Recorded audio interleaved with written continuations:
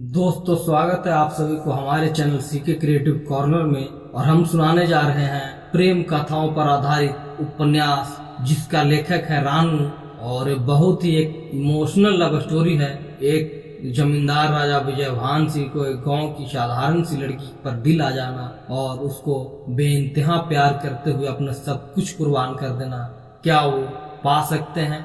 उस लड़की का प्यार उनको मिल पाएगा या उनकी उस लड़की की बद्दुआएं जमींदार की राजा विजयभान सिंह को बर्बाद कर देगा? तो तीसरी भाग से आगे की भाग की कहानी को हम शुरू कर रहे हैं। उफ ओह! राजा विजयभान सिंह ने खिसिया कर चलते हुए अपना हाथ झटका। तुमने मुझे एक मुसीबत में डाल दिया। यदि तुम्हारी जगह कोई और होता तो मैं उसे गोली मार देता। प्रताप सिंह दबे होठ हल्के से मुस्कुराया।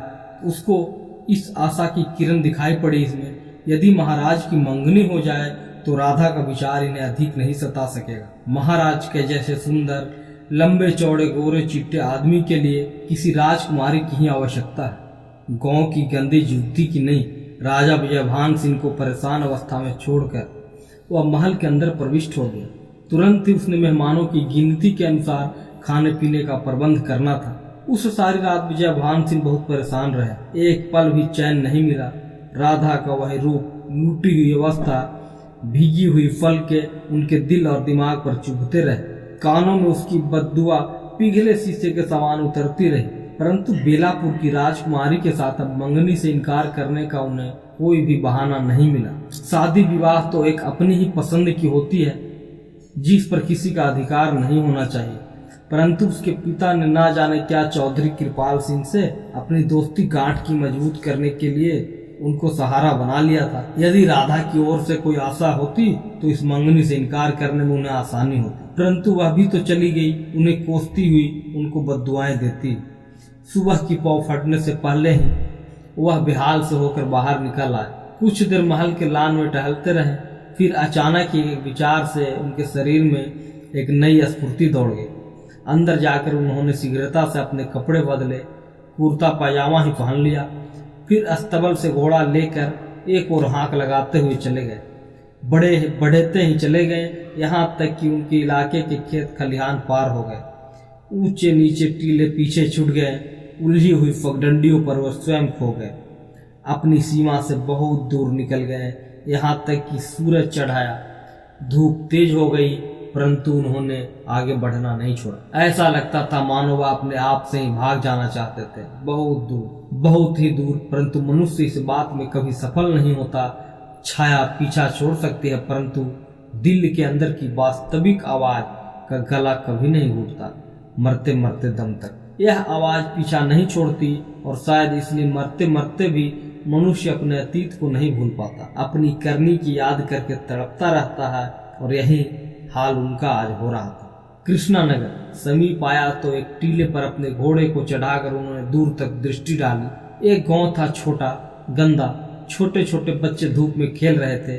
उन्होंने चाहा कि इनमें से किसी के समीप जाकर राधा के बारे में पूछताछ करें कि तभी उनकी दृष्टि टीले की जड़ से लगी हुई पगडंडियों पर जाती है। एक लड़की पर पड़ी जो सिर पर लकड़ी का बड़ा सा गट्ठर होने के कारण उसका मुखड़ा देखना असंभव था। फिर भी शरीर की बनावट से अनुमान होता था कि वह यौवन की अंगड़ाइयों में है। घोड़े से उतरकर उन्होंने लगाम थामी और नीचे आने लगे। तभी घोड़े की टाप सुनकर वह लड़की ठिठक गई। फिर उसने सिर उठाकर देखा तो पग डगमगा गए, शरीर कांप गया, सिर से गट्ठर छूटकर गिर पड़ा। राजा विजयभान सिंह यहाँ इस समय कमबख्त यहाँ भी पीछा छोड़ना नहीं चाहता। उसने चाहा कि तुरंत ही भाग जाए, परंतु तब तक राजा विजयभान सिंह उसके समीप आ चुके थे। राधा, उन्होंने दर्द भरे स्वर में कहा, क्या तुम अब भी मुझे क्षमा नहीं करोगी? तुम्हें ही ढूंढने निकला था, आओ चलो मेरे साथ। उन्होंने एक हाथ उसकी ओर बढ़ाया। राधा उन्हें बहुत आश्चर्य से देखने लगी। बहुत लापरवाही से पहना गया कुर्ता पाजामा पसीने से भीगकर उसके गोरे शरीर से चिपक गए थे। घने उलझे हुए बाल मानो स्वप्न से उठकर चले आ रहे हो। पूरे मुखड़े पर पसीने की मोटी मोटी बूंदें एकत्र थी। गले के हार तथा कानों के बूंदों पर यह मोती के समान पड़ी हुई थी। आंखों में गहरी उदासी, होठों पर वास्तविक क्षमा की मांग। राधा के दिल में एक सच्ची शांति मिली, एक वास्तविक प्रसन्नता का उसे आभास हुआ। रामगढ़ का इलाके का राजा अपना राजमहल छोड़कर गांव की एक गोरी की कुटिया पर भीख मांगने आया है, क्षमा मांगने आया है। भिखारी राजा विजयभान सिंह भिखारी। उसका जी चाहा वह जोर से हंस पड़े, चीख चीख कर ठहाके लगाने लगे, शोर मचा मचा कर लोगों को बताया कि देखो एक गरीब और असहाय अबला की आग ने क्या रंग दिखाया। एक राजा तड़प रहा है, प्रेम की आग में झुलस रहा, जल रहा है और जलता रहेगा जब तक कि प्रेम किया आग उसको जलाकर भस्म ना कर दे, राख ना कर दे। यह राजा नहीं रहेगा, इसका राज्य नहीं रहेगा, एक दिन इसका राजमहल भी गिरकर चूर चूर हो जाएगा। हा हा हा। परंतु वह ऐसा नहीं कर सकी। दिल के अंदर जाने कौन सी ऐसी ताकत थी जिसने लपक कर उसके होठ पर ताला डाल दिया, वरना उसकी आंखें उदास हो गई, दिल में मानो आरी चल रही थी। राजा विजयभान सिंह को उसकी खामोशी से उत्साह मिला। उसकी उदासी के पीछे उन्होंने उसके प्रति सहानुभूति प्रतीत की तो वह बोले, आज मेरी मंगनी का दिन है एक राजकुमारी के साथ, लेकिन मैं चाहता हूँ कि आए हुए मेहमानों के सामने तुम्हें ले जाकर खड़ा कर दूं, सभी को साक्षी रखकर तुम्हारा हाथ पकड़ लूं। राधा, मैं तुम्हें अपनी धर्मपत्नी बनाना चाहता हूँ। राधा तब भी कुछ नहीं बोली। उसने राजा विजयभान सिंह की आंखों में झांका। क्या कभी ऐसा हुई और संभव है? एक ऐसा राजा जिसके लिए लड़कियां खेल तमाशे ही रही हो, सुंदरियां खिलौने के समान मजाक बनती आई हो, वह एक साधारण गरीब गांव की गोरी से प्रेम करेगा? क्या वह उसे अपनी पत्नी बना सकता? मेरा विश्वास करो राधा। राजा विजयभान सिंह फिर बोले, मैं अपने आप को अपने बाप दादाओं के समान नहीं हूँ, जो विवाह के बाद भी दूसरी लड़कियों से आनंद उठाने अपनी शान समझो। तुम चाहोगी तो मैं अपनी सारी जायदाद, राजमहल सब कुछ त्याग दूंगा, जहाँ चाहोगी वहाँ चलूंगा, केवल मुझे क्षमा कर दो, क्षमा करके मुझे अपना लो राधा। उसकी आवाज भर्रा गई, आंखें भीग गई। क्षमा के लिए उन्होंने वास्तव में उसके आगे अपने हाथ जोड़ दिए। राधा ने देखा उसके बढ़े हुए हाथों की अंगुलियों में बहुमूल्य हीरो की अंगूठी है, परंतु एक अंगूठी चांदी की भी है। बाएं हाथ की छोटी अंगुली में जिस पर उसका नाम खुदा था राधा, उसे सख्त आश्चर्य हुआ। यह अंगूठी अब तभी मेरी अंगुली से उतरेगी जब तुम मुझे क्षमा कर दो। उन्होंने राधा के मन का भाव समझकर अपने आप ही कहा, और जब इसे वापस स्वीकार करके तुम अपनी अंगुली में पहन लोगी तो मैं समझूंगा कि तुम्हारे दिल में मेरे लिए प्यार का स्थान बन चुका है। बाएं हाथ की अंगुलियों को मैंने इसीलिए इसे पहन रखा है क्योंकि यही मेरा सीधा हाथ है, सारा काम मैं इसी हाथ से करता हूँ, इसलिए इस अंगूठी को कभी भी इतना महत्व मैं तभी दे रखा हूँ। तुम्हारे बाकी सभी कहने मेरे पास सुरक्षित है, मेरे लिए वे देवी की मूर्ति की तरह ही पवित्र है। राधा ने अपनी घनी पल के नीचे झुका ली। राजा विजयभान सिंह को उत्साह की दूसरी कड़ी मिली। घुटनों के बल झुकते हुए उन्होंने अपने दाहिने हाथ द्वारा उनकी पीठ से होकर उसकी बांह थाम ली, बाएं हाथ द्वारा उसकी दाहिने हाथ को हथेलियों में फूल के समान रख लिया। फिर बोले, राधा मुझे क्षमा कर दो। उसका स्वर पहले से भी अधिक भीगा हुआ था। राधा के होठ कांप गए। जाने कौन सी ऐसी बात थी कि राजा विजयभान सिंह के सख्त घृणा करने के पश्चात भी उसके दिल पर बर्छियां चल गई। उसकी पलकों पर ठहरी मोटी मोटी बूंदे गालों पर मोती की लड़ियां बनकर लुढ़क आई। फिर हवा का दामन थाम कर राजा विजयभान सिंह की आंखों का हार बन गई। इस संसार में हर वस्तु परिस्थितियों की गुलाम है राधा, राजा विजयभान सिंह ने फिर कहा, और इसी परिस्थिति में पड़ने के बाद मैं भी अपने बाप दादा की एक कड़ी बनकर दूसरों पर जुल्म ढाता चला गया। यह भी एक परिस्थिति ही है कि आज मैं तुम्हारे प्यार का भूखा हूँ, तुम्हारे लिए तड़प रहा हूँ। यदि तुम शुरू में ही मुझसे घृणा नहीं करती, मुझे क्षमा कर देती, तो शायद मेरे लिए तेरी यह दीवानगी इस कदर नहीं बढ़ती। आज तुमने मेरे अंदर जीवन का नया प्रकाश उत्पन्न किया, इस पर चलने की शक्ति भी मुझको प्रदान करो। मैं इस राह पर कभी नहीं भटकना चाहता। राधा, मेरा साथ दो, मुझे अपना बना दो, ताकि तुम्हारे हाथ थामे थामे मैं अनगिनत अच्छी मंजिलें प्राप्त करता चलूं, मेरे पापों का प्रायश्चित हो सके। राधा के होठ पर एक सिसकी उभरने को तड़प उठी तो वह सामने की ओर देखने लगी। अचानक ही वहां एक घायल बाज आ गया था जो उड़ नहीं सकता था। शायद उसके पंख टूटे हुए थे, केवल पैरों के बल फड़फड़ाते हुए चलकर शायद कोई पनाह ढूंढ लेना चाहता था। सहसा बच्चों का शोर बुलंद हुआ। वे पत्थर द्वारा बाज का पीछा कर रहे थे। संभवतः इस बाज ने किसी पक्षी को घायल किया था। राधा ने घबराकर अपने हाथ छुड़ा लिया। भटकी हुई हिरनी के समान उसने इधर उधर देखा और फिर वहां से भाग गई चुपचाप। बहुत खामोशी के साथ राजा विजय भान सिंह की एक भी बात का उत्तर नहीं दे सकी और राजा विजय भान सिंह उसी प्रकार घुटनों के बल बैठे रह गए। जब खड़े हुए तो राधा दूर जाकर एक टीले से उतरते हुए उछल हो रही थी। उन्होंने एक गहरी सांस ली, मानो जीवन की एक किरण फूट कर निकल आई। घोड़े को संभाल कर उन्होंने एड़ लगाई और इलाके की ओर चल पड़े। छोटे छोटे बच्चे आश्चर्य से खड़े होकर उन्हें देख रहे थे। वह हल्के से होठ दबाकर मुस्कुरा दिए। जिस समय वह राजमहल वापस पहुंचे तो शाम हो रही थी, परंतु उन्होंने समय की पाबंदी का जरा भी विचार नहीं किया। उनके दिल में यह विश्वास समा चुका था कि कोशिश करने पर वे राधा से क्षमा प्राप्त कर सकते हैं, उनका मन जीत सकते हैं, उसे अपना सकते हैं। और इसी विश्वास के सहारे वह सारी दुनिया को ठुकराने के लिए भी तैयार थे। लौटते समय उनके चेहरे पर एक विचित्र सी शांति की छाया अंकित हो रही थी। अब दूसरे भाग में यहाँ पे ये है कि राजमहल का लाम कारों और बग्गियों से भरा पड़ा था। कुछ मेहमान बेचैनी की अवस्था में इधर उधर टहल रहे थे, तो कुछ एक अंदर बैठे अपनी बातों में व्यस्त थे। उन्होंने हाल में पग रखा तो सब खामोशी से खड़े हो गए। कुछ आदरणीय मेहमानों से बातें करते हुए, एक और कृपाल सिंह अपने परिवार सहित बैठे बहुत बेचैनी से उनकी प्रतीक्षा कर रहे थे। कृपाल सिंह की बेटी रुक्मिणी ने आज विशेष रूप से अपना श्रृंगार किया था। वह वास्तव में बहुत अधिक सुंदर लग रही थी, परंतु फिर भी मुखड़े पर भोलेपन से अधिक सुंदरता के अभिमान का खिंचाव था। राजा विजय भान सिंह ने उसे अधिक महत्व नहीं दिया। सीढ़ियां चढ़ते हुए वह ऊपर के कमरे में पहुंच गए। बिना कृपाल सिंह से मिले उन्होंने उनके स्वागत में मुस्कुराए हुए वो सीढ़ियों से ऊपर चले गए।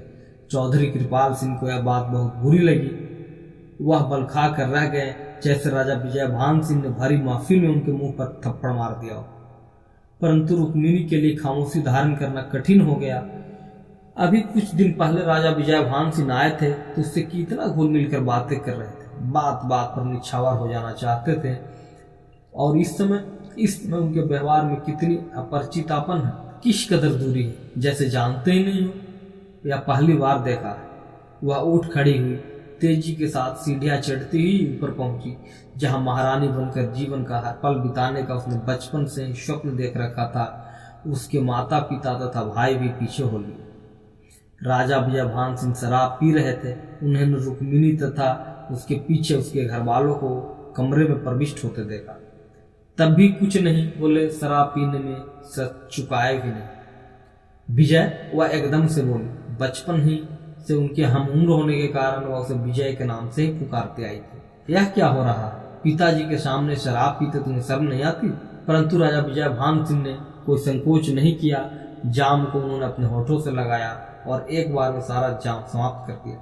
चौधरी कृपाल सिंह ने उन्हें घूर कर देखा और अपने होठ बिचकाए तो उनकी बड़ी बड़ी मूछें फैल गई। उनकी धर्मपत्नी ने घृणा से अपनी आंखें फेर ली। भाइयों की मुट्ठियां भींज गई, परंतु राजा विजय भान सिंह ने इसकी जरा भी परवाह नहीं की। उन्होंने फिर जाम भरा, चाहा कि होठों से लगा लें कि तभी रुक्मिणी ने आगे बढ़कर उसकी कलाई थाम ली। कुछ कहना चाहा, परंतु राजा विजय भान सिंह ने बहुत कोमलता से अपने दूसरे हाथ द्वारा उसकी कलाई थामी और छुड़ाकर बोले, मुझे मना मत करो, मैं तुमसे मंगनी के लिए इनकार करने का साहस समेट रहा हूँ। विजय रुक्मिणी के मानो पैरों तले धरती ही सरक गई। हाँ रुक्मिणी, मैं मजबूर हूँ, राजा विजय भान सिंह ने हकलाकर गंभीर होकर कहा। नहीं, रुक्मिणी जोर से चीखी, ऐसा नहीं हो सकता, ऐसा कदापि नहीं होगा। विजय चौधरी कृपाल सिंह ने फिर विरोध करना चाहा। चौधरी साहब, मैं मजबूर हूँ, मैं बहुत अधिक मजबूर हूँ। यह मंगनी कल तक तो हो सकती थी, आज सुबह तक हो सकती थी, परंतु अब नहीं हो सकती। हरगिज नहीं। राजा विजय भान सिंह को मानो अपनी परेशानियों में फंसकर हाँफते हुए बोले, लेकिन यह रिश्ता पहले ही तय हो चुका है और इसकी तारीख भी तुम्हारी इच्छा के अनुसार ही रखी गई थी। चौधरी कृपाल सिंह ने कहा, रिश्ता तय करने वाले अभी संसार में नहीं रहे चौधरी साहब, और यह तारीख भी उस समय निश्चय किया गया था जब मैं अंधा था, कुछ देख नहीं सकता था। मुझे नहीं मालूम था कि लोग हमारे ऊपर दिल से सम्मान देते हैं और दिल की गहराइयों से नफरत करते हैं।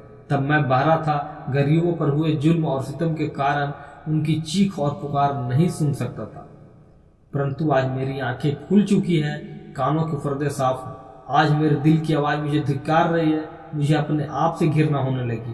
क्यों नहीं भगवान ने इस खानदान के बजाय मुझे किसी गरीब के घर में जन्म दे दिया?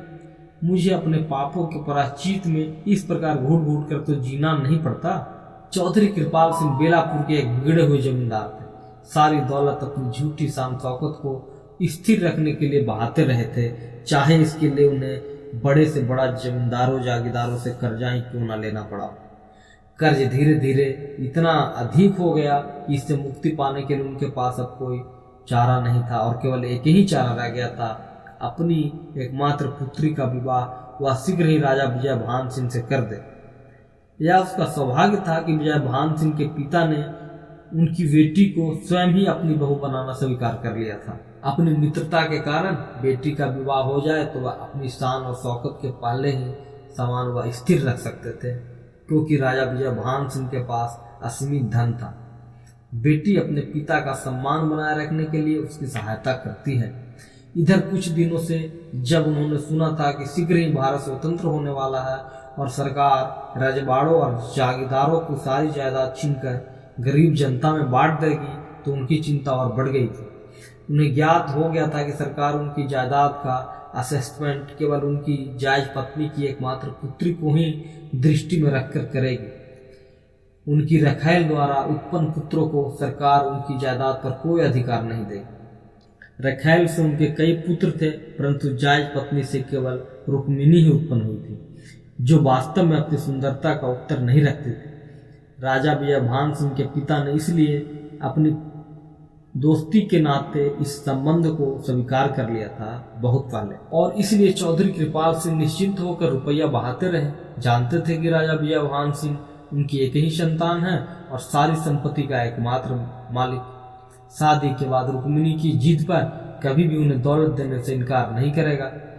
दूसरे राजाओं महाराजाओं की तरह वह भी गांव की मासूम जिंदगियों पर जुल्म ढाकर उनकी इज्जत से खेलना अपनी शान समझते थे। एक ही ब्याही नारी से संतुष्ट हो जाना उनके लिए बहुत अपमानजनक सी बात थी। उन्होंने अपने जीवन में कभी हार नहीं मानी। यही हाल रुक्मिणी का भी था। जिस वस्तु को प्राप्त करने की जीत पर वह उतर आती थी, उसे प्राप्त करके ही दम लेती थी। राजा विजय भान सिंह को उसने अपने मन मंदिर में बसाकर पूजा की थी। इस पूजा के पीछे एक ध्येय था, इरादा था, दौलत का लोभ था। अपनी शान को स्थिर रखने की अटल इच्छा थी, परंतु अचानक ही जब आशा के विपरीत राजा विजय भान सिंह ने उससे संबंध जोड़ने से इनकार कर दिया तो उसका दिल टूट गया।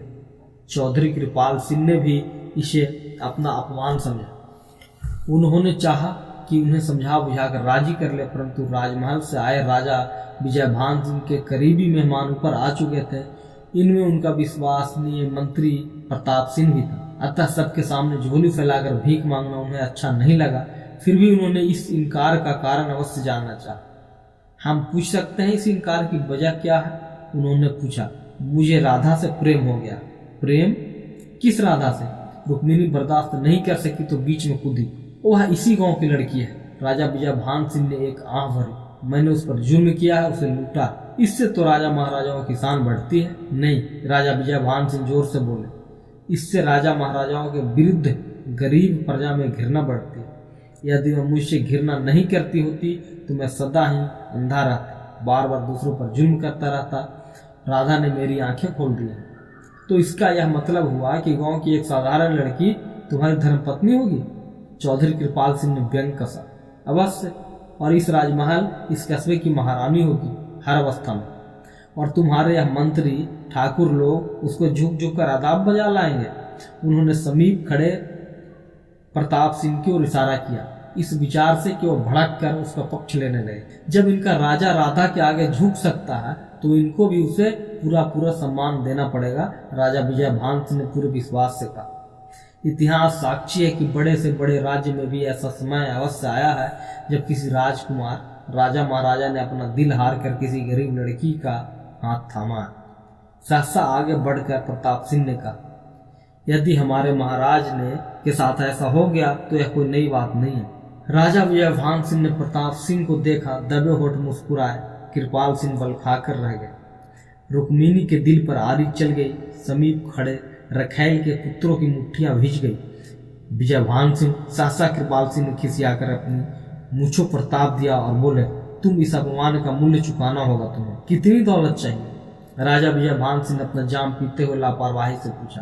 कृपाल सिंह के गाल पर मानो एक भरे दरबार में एक बार फिर तमाचा पड़ गया। होठों को चबाकर वह क्रोध से बोले, हम किसी से भीख नहीं लेते, मुझे मालूम है। राजा विजय भान सिंह ने कहा, आप ही नहीं, मेरे बाप दादा भी किसी से कभी भीख नहीं लेते थे। आप लोगों का नाम मिले तो छीन लेने पर विश्वास करते हैं। विजय चौधरी कृपाल सिंह क्रोध सहन नहीं कर सके तो जोर से चीखे। प्रताप सिंह उनकी परवाह न करते हुए राजा विजय भान सिंह भी चीख पड़े, इनके लिए खजाने का मुंह खोल दो। और फिर उन्होंने जाम होठों से लगाकर समाप्त कर दिया। चौधरी कृपाल सिंह आग बबूला हो गए। अब यहाँ ठहरना उनके लिए बहुत अपमान की बात थी। उन्होंने रुक्मिणी का हाथ पकड़ा, अपने बेटों को घूरा जो खड़े खड़े केवल तैस खाकर खामोश थे। वह बोले, विजय भान सिंह, हमारा नाम भी चौधरी कृपाल सिंह है। एक दिन हम इस अपमान का बदला अवश्य लेकर रहेंगे। रुक्मिणी ने राजा विजय भान सिंह को घूर कर देखा, बहुत घृणा के साथ। चल बेटी, चौधरी कृपाल सिंह बोले और रुक्मिणी को साथ लिए तेजी से बाहर निकल गए। उनके पीछे उनका पूरा घराना भी चलता बना। राजा विजय भान सिंह ने कुछ नहीं कहा, उसी प्रकार गंभीर रहे, न कि कृपाल सिंह की बात की परवाह की। देखा तक नहीं। फिर अचानक ही पलटे। मेहमानों के समीप खड़े होकर उनकी आज्ञा की प्रतीक्षा कर रहे थे। आदरणीय मेहमानों, उन्होंने गंभीर होकर कहा, पार्टी में सम्मिलित होने में आप लोगों को जो असुविधाएं हुई हैं उनके लिए मैं क्षमा चाहता हूँ। आइए हम पार्टी का आरंभ करें। नीचे और भी कुछ मेहमान हमारी प्रतीक्षा कर रहे हैं। चीयर्स। कई जाम आपस में टकराए। चीयर्स। कई आवाज एक साथ हाल में उभरी। चीयर्स। लोगों ने दिल खोल कर आनंद उठाया। राजा महाराजाओं की पार्टी में सम्मिलित होना एक गर्व की बात होती है, इसीलिए सभी मेहमान इसका लाभ उठा रहे थे। राजा विजय भान सिंह ने यहाँ भी सबसे क्षमा मांगते हुए कह दिया था कि उनकी मंगनी की तारीख स्थगित हो गई है, क्योंकि जिस लड़की से वह मंगनी करना चाहते थे वह नहीं आ सकी। उस शाम पार्टी की बहुत ही शानदार रही। पार्टी बहुत देर तक रौनक बरकरार रही। शायद राजा विजय भान सिंह के दिल में उत्पन्न हुए इस विश्वास पर कि एक दिन ऐसी ही पार्टी में राधा उनकी बाहों में होगी और लोग डाह करते हुए देखेंगे कि वह कितनी सुंदर है। बिल्कुल मोम की गुड़ी, रेशमी शाही वस्त्र में उसका गुलाब रूप के समान खिल उठेगा, रूप गुलाब के समान खिल उठेगा। राजा विजय भान सिंह बात बात पर खिलखिला पड़ते। थोड़ी देर पहले हुई तानातानी से बेअसर राजमहल के अंदर मेहमानों का उन्होंने दिल खोलकर स्वागत किया। और जब सारे मेहमान चले गए, हाल नौकरों से खाली हो गया, तो वह एक बड़े दर्पण के सामने जाकर हाथ में जाम लिए खड़े हो गए। फिर उन्होंने जोरदार ठहाका लगाया, हा हा हा हा। उनका स्वर ऊंचा होकर राजमहल के हर कोने में गूंज गया, हा हा हा हा। क्या बात है महाराज, आज आप बहुत अधिक खुश हैं? प्रताप सिंह ने अपना जाम खाली करने के बाद समीप आकर पूछा। प्रताप वो अपनी प्रसन्नता पर काबू पाकर बोले, आज मैं बहुत खुश हूँ, सचमुच में बहुत खुश, बहुत अधिक। आज तुम जो भी वस्तु मांगोगे तुम्हें दी जाएगी। क्या मुझे आपकी इस खुशी में सम्मिलित होने का अधिकार मिल सकता है? प्रताप सिंह के इस उत्तर का उनका दिल इस उत्तर से खुशी से झूम उठा। पलट कर वह उनके समीप पहुंचे। उसके कंधे पर अपना बायां हाथ रखकर उन्होंने गंभीरता से कहा, यदि तुम इस खुशी में सम्मिलित नहीं होगे तो कौन होगा? तुम ही तो मेरे एकमात्र मित्र हो, मेरे भाई हो, जिस पर मुझे इतना विश्वास है। प्रताप, मेरे इस विश्वास को कभी ठेस मत पहुंचाना। हमारे बाप दादा ने इस शाही खानदान का नमक खाया है। आपकी सेवा में अपनी जान गंवाना भी हमारे लिए गर्व की बात होगी। प्रताप सिंह ने कहा, खानदान की बात छोड़ो। राजा विजय भान सिंह ने प्यार से कहा, हमारे बाप दादा क्या थे, यह कोई गर्व की बात नहीं। गर्व की बात यह होगी कि जो इस समय कर रहे हैं। हमारी बात से किसी को चोट तो नहीं पहुंचती। हमने कितनों की सहायता की, किस के काम आए। किसी एक का दिल भी जीता है या नहीं, या केवल गरीबों की आही बटोरते रह जा रहे हैं। उन्होंने एक गहरी सांस ली, कुछ आगे बढ़े और सामने की खिड़की से बाहर के अंधकार में घूरते हुए बोले, आज वह मिली थी। कौन? प्रताप सिंह चौंक कर उनके समीप पहुंच गया। राधा। उन्होंने कहा, आज उसकी आंखों की काली घटाओं से वर्षा की बूंदें मेरी आंखों के सीप के अंदर गिरी। वह सब की सब मोती बन गई। आज उसकी खामोशी में मेरे प्रति निश्चय की सहानुभूति थी। शायद उसने मुझे क्षमा कर दिया है, शायद वह मुझे स्वीकार कर ले। क्या? प्रताप सिंह को विश्वास ही नहीं हुआ। आज आप कृष्णा नगर गए थे? हाँ प्रताप, उन्होंने एक ठंडी सांस ली। और कल सुबह मैं फिर उसके पास जाऊंगा। कल तुम भी मेरे साथ चलोगे? मुझे विश्वास है वह मुझे अपने जीवन का नया पथ अपनाने के लिए बस एक अवसर देगी। उसने मेरी इस अवस्था मुझसे देखी नहीं गई। कल सुबह उससे लेने के लिए हम पूरे काफिले के साथ निकलेंगे। तुम लोग दूर खड़े होकर मेरे इशारे की प्रतीक्षा करना, और फिर जब वह मान जाएगी तो हम उसे बहुत शान के साथ इस महल में लेकर आएंगे। वह मेरी रानी होगी और यहाँ के लोग हमारी प्रजा। फिर मैं उसके हाथों से कस्बे के एक एक आदमी को इनाम और इकराम बटाऊंगा। मंदिरों के समीप गरीबों के खाने के लिए पंडाल लगवा दूंगा। मैं अपना सब कुछ उसे सौंप दूंगा। वह लड़की वास्तव में बहुत भाग्यशाली है महाराज, जिसे आप इतना अधिक प्यार करते हैं। नहीं प्रताप, वह बोले, सौभाग्यशाली हुआ नहीं, हम हैं। मेरे दिल में प्यार का सच्चा पौधा उगाकर उसने मुझे एक वास्तविक प्रसन्नता का परिचय दिया। प्यार क्या वस्तु है, इसका आनंद क्या होता है, मैं अब अपने सपने में भी नहीं जान सकता था। जिस मनुष्य को संसार में किसी भी वस्तु की कमी ना हो, वह जो चाहे आसानी से प्राप्त कर ले, तो फिर उसके जीवन का महत्व ही क्या रह जाएगा। राधा ने मुझसे जितनी घृणा की, मेरे अंदर उसे पाने की इच्छा और भी बढ़ती चली गई। यदि मैं उसके आंसुओं के पीछे अपनी तपस्या का फल प्रतीत नहीं करता, यदि मैं देखता कि वह आज भी मुझसे घृणा कर रही है, तो शायद मैं पागल हो जाता, दीवाना हो जाता। कल हम जाएंगे उसे लेने। मुझे विश्वास है अब वह अवश्य हमारी बात मान लेगी। प्रताप सिंह ने राधा के भाग्य को मन ही मन सराहा। राजा विजयभान सिंह कुछ भी हो, परंतु हैं तो राजा ही, एक बड़े इलाके के एकमात्र मालिक। धन दौलत सुंदरता स्वास्थ्य क्या नहीं है उनके पास। ऐसे मनुष्यों को पाकर राधा अपने आप को सौभाग्यशाली समझने लगेगी। दोस्तों, ये थी तीसरी भाग से आगे की भाग की कहानी। चौथी भाग में मैंने सुनाया। अगर ये बहुत ही एक रोमांचकारी और दर्शकों को आपस में समेटने का और मनोरंजन का बहुत ही सुंदर कहानी रानू के कलम से लिखी हुई है, तो हम इस कहानी को हम विराम देते हैं। इससे आगे की कहानी, पांचवें भाग की कहानी हम बहुत ही जल्द लेकर आएंगे। अगर ये कहानी अच्छी लगी तो हमारे कमेंट बॉक्स में कुछ न कुछ लिखें, और कहानी को आगे बढ़ाने के लिए हमें कमेंट बॉक्स में लिखें। हम आशा करते हैं कि ये कहानी आपको पसंद